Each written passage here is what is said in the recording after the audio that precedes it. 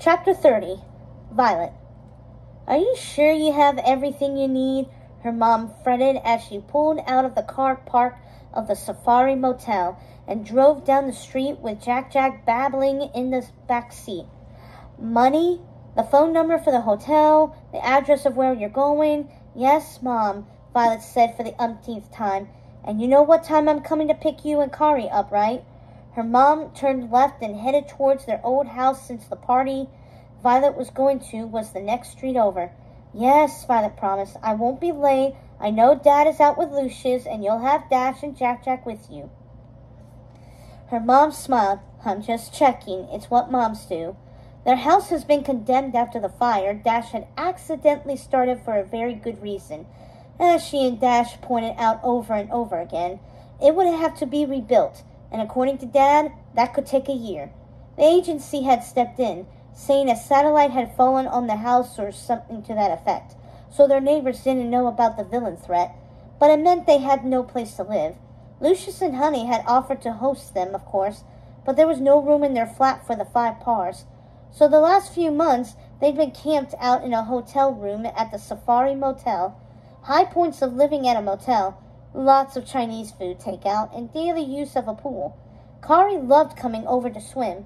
She didn't remember a thing about her super outing, or even the fact that Violet's family had powers, which Violet felt bad about, but Rick Dicker insisted that it was safest for her this way. And Lucy knows to keep an eye on you, Mom continued the pestering. Yes, Mom, Violet said again and laughed. We went over this. I'm not a baby. I can handle myself at a party. High schoolers are nothing compared to a supervillain. I'm not so sure about that, her mom joked. Ask me again when your brothers are in high school. Jack squealed and banged a toy against the car seat happily, occupied in the back seat. Her mom patted her hand. But you're right. You can handle a little old party. I can't wait to hear all about it later. And her mom would, since they were basically all living in one hotel room right now. Her mom pulled up to a familiar house on a residential street. Kari was waiting on the path. She gave Violet a wave. Violet could hear music inside and people. Through the windows, she could see the house was packed. Her heart started to beat faster. That was a lot of people. She'd have to talk to some of them. Maybe Tony would be there. Violet pulled down the mirror in the car visor and checked her headband. She started wearing headbands a lot. She decided she liked how she looked with her hair out of her eyes. She also couldn't help but look in the mirror to see if anyone was behind them. Called a useful super habit. That's when she noticed a car rolled to a stop and turned off its lights half a street back. Violet squinted to see. Was that a blonde wearing sunglasses at the wheel? Mirage? Nah. She had to be seeing things. She hadn't heard from Mirage since the day they'd taken Syndrome down. Ready? Mom asked. Ready. Violet kissed her mom on the cheek and got out of the car. Bye, Jack, he squealed again.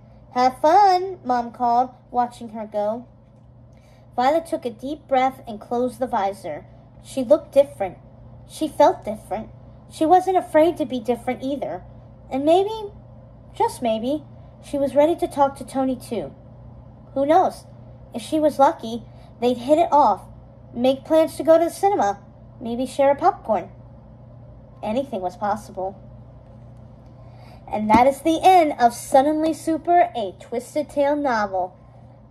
I don't know about you. I mean, growing up, I had my fair share of some Pixar movies, and I wouldn't say a fan of The Incredibles growing up, but they were pretty good, and I have to say, I like seeing Violet taking charge and seeing how she went from an insecure teenager to all of a sudden this secure and confident young lady, and appreciating the gift that she was given.